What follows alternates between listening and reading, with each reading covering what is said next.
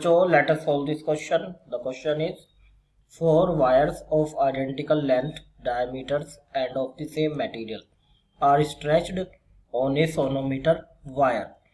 If ratio of their tensions is 1:4:9:16, then the ratio of their fundamental frequencies are.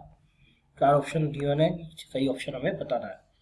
सबसे पहले तो देखिए चार वायर्स है ना, फोर वायर्स है जिनकी लेंथ भी सेम है, ठीक है। सभी की length L1 L2 equals to L3 equals to L4 equals to L, identical length है। जिनका डायमीटर सेम है चारों का, नहीं रेडियस भी इक्वल है। R is 1 equals to R2 equal to R3 equals to R4, area of cross section का जो रेडियस है वो भी सेम है और सेम मटेरियल का है, ठीक है, और उनकी लेंथ भी सेम है। तो अब देखिए फंडामेंटल फ्रिक्वेंसी क्या होती है और उनकी जो टेंशन का रेशियो है, T1 रेशियो, T2 रेशियो, उनके अंदर जो टेंशन था वायर के अंदर, T4 रेशियो कितना है 1:4:9:16, राइट।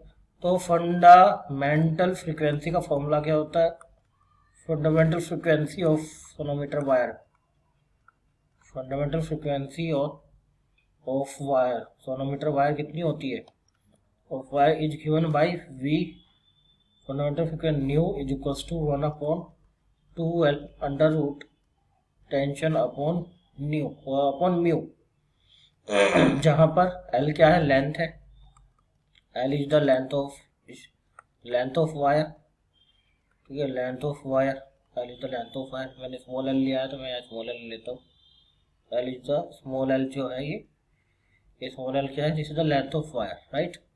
और म्यू क्या है, म्यू है मास पर यूनिट लेंथ, मास पर यूनिट लेंथ।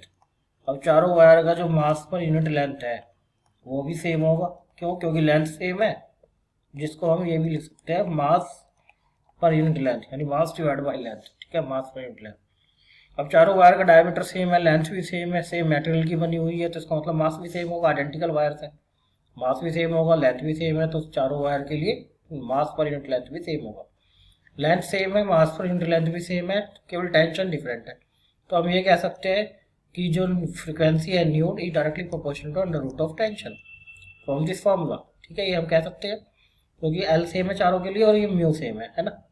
तो यहाँ से अगर मैं न्यू1 ratio fundamental frequency second wire की ratio fundamental frequency third wire का to the fundamental frequency fourth wire का, वो होगा तो वो किसके इक्वल होगा, under root T1 ratio under root T2 ratio under root T3 ratio under root T4, है ना। और T1 रेशियो ये हमें दे रखा है, T1 कितना है 1, ये है 1, रेशियो T2 कितना है 4, ठीक है, रेशियो T3 कितना है 9, ये वाला T3 9 है रेशियो, और ये T4 कितना है 16, तो रेशियो कितना आएगा 1 रेशियो, ये हो जाएगा 2, ये हो जाएगा 3 रेशियो, और 16 का अंडर रूट हो जाएगा 4।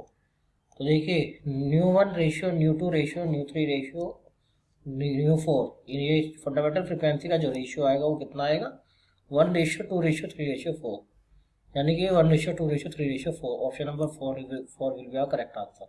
I hope you have understood the explanation. Thank you.